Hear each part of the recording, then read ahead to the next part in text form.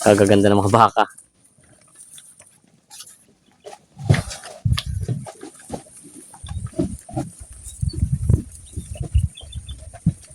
Saka ito, iba to. Ayan, iba nga, parang iba nga kulay niya. May No? halo to na ano. Feeds. Patinday. May feeds to. Oh, Feeds, cattle feeds. gatas, suya. Oo. Tapos ng MDCP. Kayo na naghahalo, binibili niyo na rin siya? Binibili na yan eh. Binibili na yung mga baka nila dito. Bali, pinapakain po sila ngayon ng mga napier na silage. Ayan, o. At hinihiwalay mga maliliit doon sa dulo. Ayan. Yung mga baka nila dito. Ito pala yung halos pang buntis na pala daw lahat ito.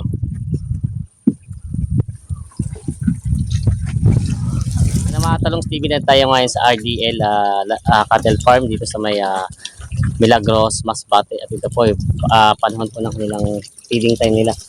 Alas 9 ng umaga. Ito po kasalukuyan po pinapakain sila ng mga napier na silage at yung mga minahalo silang mga pagkain. Kinan ni Sir yung mga pagkain. Oo. Nakabang na yung mga baka nila dito. Yan. Ang mga gamit pala dito, ito pala yung gamit na gamit sa mabakaan, yung mga ganitong drum. Pakainan nila. Matibay pati siya sa init siguro, hindi sa nasira agad. Tiyatabi nyo rin siya. Oo. So, kasi masisira din Hiniwa-hiwalay na ni Sir yung mga pakainan para hindi sila mag-agawan. Si bossing naman. Ito naman ay ayuda lang. Ayuda lang siya, ayuda Dahil may nakakain naman silang damo pa. Oo, para lang hindi sila kulangin sa sustansya. Ayan. Talaga ganito kalala yung pagitan para hindi sila magagawan.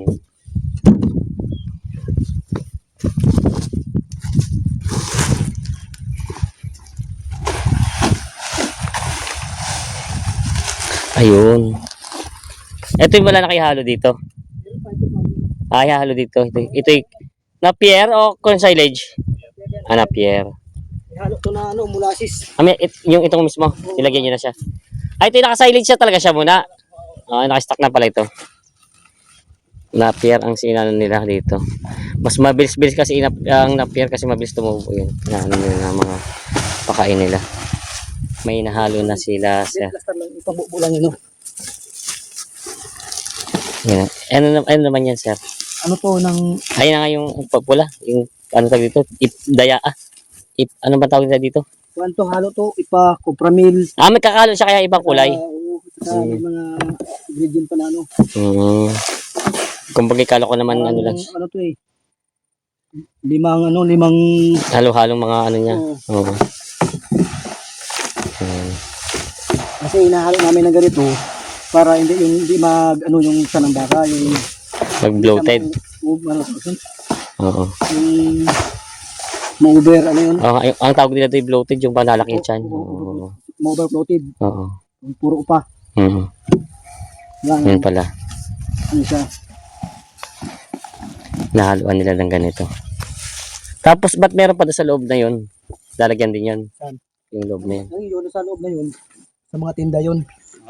Sa mga anak ba? Okay. Buti na intindihan. Kakatinda. Kala ko yung binibenta kayo dito. Mga anak pala. Iba naman yung... naghihiwalay din talaga siya. Iba yung nila, iba yung... Pakain. Hinahalo namin na ganito, yung ipa. Iba yun. Mm. Kasi may, may feeds yun. May feeds naman kanila. Feeds, gatas. Ito yung wala. At saka suya. Yun pala. Maraming ingredient yun. Kala ko ng tinda, may tinda na dito. Yung pala yung pinapadod pala, iba pala hiwalay yung pakain sa mga inahin tsaka bisiro, kung tawagin nila dito. Ayan. Ito ay rin siya, napier din. Napier din siya, pero iba klase yung lalagay nyo. Kaya pala meron dito isang kulong na lagayan para hindi sila pasukin na malalaki. Kula rin yan. Hindi yung bang kulungan na ganito, nakahiwalay siya.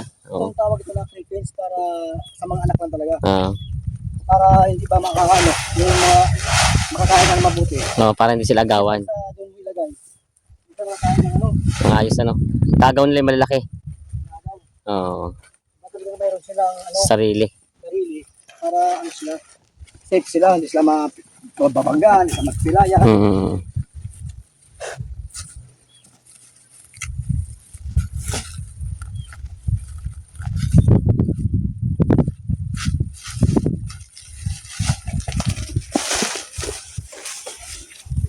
Saka ito, iba to. Ayan, iba nga, parang iba nga kulay niya. May No? halo to na ano. Yung Feeds. Patinday. May feeds to. Oh, Feeds, cattle feeds. gatas, suya, Oo. tapos ng MDCP. Kayo na naghahalo o binibili niyo na rin siya? Binibili na yan eh. Binibili na ni ma'am ng, ng halo na siya. Hindi kami naghahalo. Oo. Kasi mahirap din naman ano. Mas maganda yung siguradong nasubok na nila. Bago namin yun, ano yun. May instruction muna sa sa kanya para sigurado. Oo. Ayan, ito naman yan. Mahirap magkamali. At may buhay yan eh, mga hayop yan eh. Oh. Iba pati ang presyo ng baka, hindi biro. Yung bisira na lang, mabot ng 20 to 30,000 eh, isang piraso lang. Kasi yung baka namin dito, Oo. talagang alaga yan. Mm. Yung yan vitamins, yung G. Oo. Ayun pala, may vitamins kayo. Paano yun? Ano yung tinuturukan nyo o pakain? Sa pakain na rin kasama? Pakain yan, mayroon iba naman to sa pagkain na vitamins, powder, iba Ah. sa inject. Nag-inject pa rin kayo? Oo. Yun naman pala. Kala ko basta pakain lang din. Libre, ano, twice a month o every month. Twice a month ang ano. Oo. Yan, pinaghalo na nila. Dito kami sa, ano, dito kami sa gamot. Oo. At saka, kunting ano lang ang baka namin. Binabantay niyo. May pilay-pilay. Oo. Kailangan na yan, ano rin agad. Hinihiwalay niyo na. Kailangan na yan gamutin. Oo nga, hinihiwalay niyo sa kakano niya. Oo. Ano na namin yan. Para gagamutin. Kasi pag makita na ma-diferensya, wag na namin siya patagal kasi para hindi na maglala. Hindi maglala ang ano, ang sakit ng baka.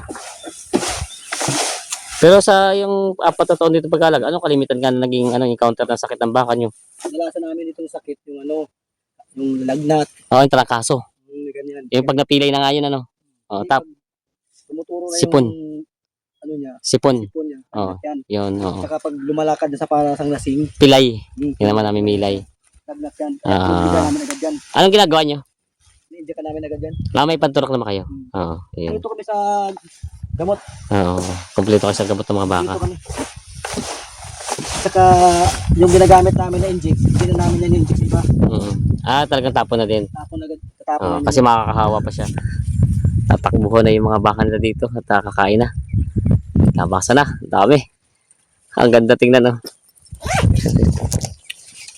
Limutan ko.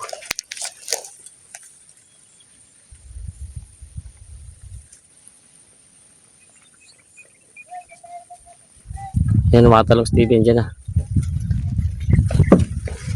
Naglabasan na yung mga baka nila, oh. Yan, oh. Dami. Ayan, oh, gaganda. Ayan, ang mga baka nila, ang dami. Gaganda. Ayan, oh, gaganda ng mga baka nila dito.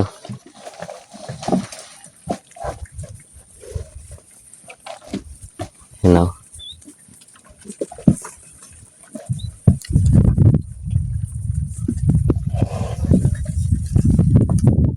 Alikabok na. Feeding time na, feeding time. Yan, ang dami. Hindi nabantay ni bossing yung mga maliliit. Yun, oh. Hinihiwalay nila yung maliliit. At doon pinapakan yung maliliit. Ayan, dami. Kagaganda ng mga baka.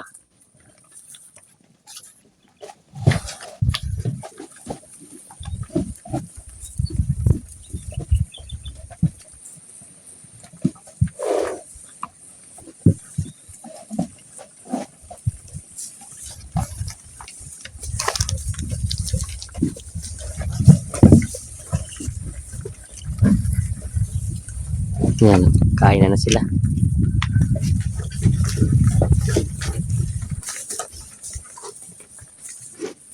Sakit ka naman susunod, ha? Tanda kita kanina, ikaw pa yung nagpapahima sa akin, ha? Nandito ko na naman.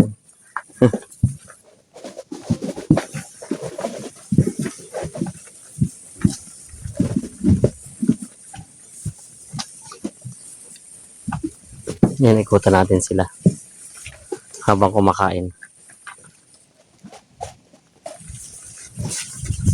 Yan.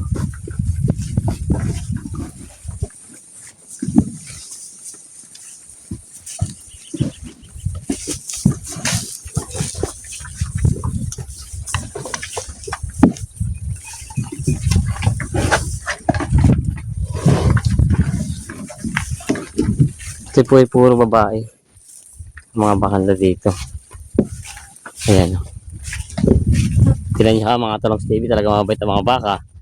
First time natin pumasok sa ganito, pero tinan niyo sila oh. Hindi sila ganun katulad ng mga ibang baka na nasugod. Nasa loob tayo ng ano, ng coral. Pakainan nila yan oh. RDL livestock. Livestock tuloy ang tawag nila dito. RDL cattle farm. Ayan. Ayan sila. Nainom naman yung iba.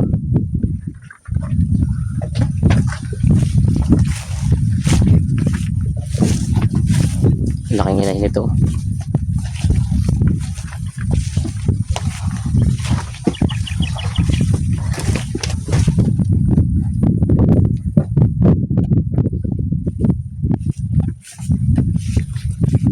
Ito yung ano, parang imported to isang to no, red gear.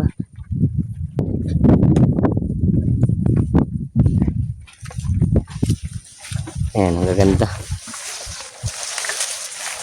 Dami nila. Tapos ito naman yung mga nandito. Ito yung mga iniiwalay nila yung maliliit. Parang hindi pinapasok mo isa. Papasok din yung mamaya. Ayan, nakahiwalay yung maliliit at iba raw pagkain ito. Kasi nga hindi sila makasiksik dito sa mga mano, no? Kaya sila dito talaga napunta. Ayan. Ano sir? Yung mga kulay-pula na yan. Oo. Mga anak na ng iba yan. Anak na iyaya siya. Oo. Ano siya, parang mga red gear ya siya, red gear o Brahman lang? Brahman, red Brahman. Ayan. Yung pala mga pula daw ay anak ng AI na to, yung mga pula.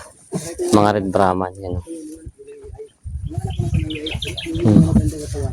Yun ang mga sulit na mga lahi. Oo. Ayan.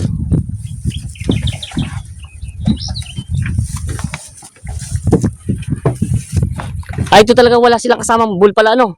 Puro babae, tsaka yung mga bisiro lang ang mga lalaki. Yung mga buntis na nakapit. Kumbaga talagang ano sila. Breeding season na pala nila ngayon. Pala. Yan. Ang ano nyo pala, meron kayo, kumbaga meron kayo sinusunod na ano sa pagbabaka talaga, ano? Na hindi sila pwede samahan ng ganito pag ano. Ayan. Ito pala halos puro buntis na daw pala itong mga to.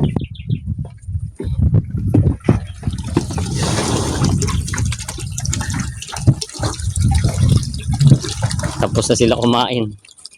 Makabusog na. Ayan. Nagbungaan na.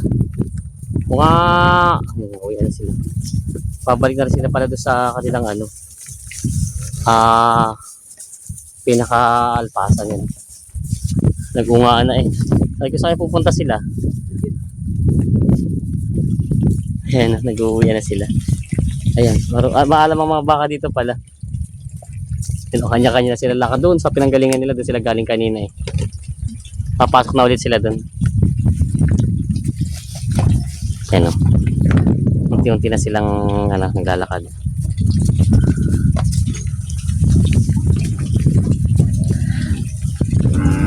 Ito pala kahit hindi mo sila pabalikin ano.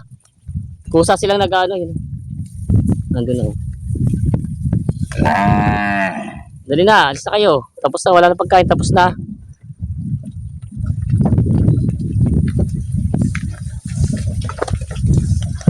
Tapos na feeding time.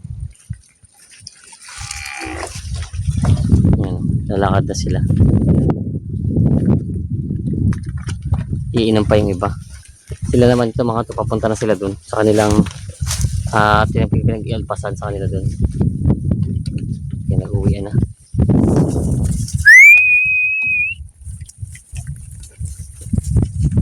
Uwi na mga baka.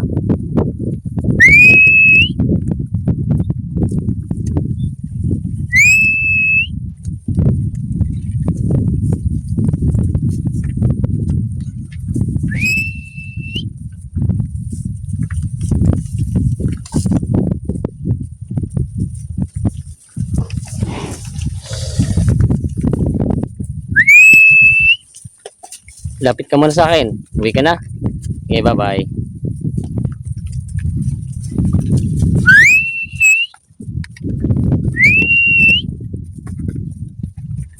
mga Talongs TV, maraming salamat po sa panonood. Sana po may nagustuhan nyo yung ating video dito sa ating cattle farm visit dito sa Milagros, Masbate, this RDL. Ayan po, pag kayo may tanong o impormasyon o gusto malamang impormasyon, pwede po mag-PM sa akin, pagbisitahin yung Facebook page natin, Talongs TV. At kung may katanungan naman kayo, kung gusto niyo magpabisita ng mga farm nyo, message nyo lang po ako, baka sakaling mapupuntahan natin. Ayan. Maraming salamat mga Talongs TV, happy farming, God bless!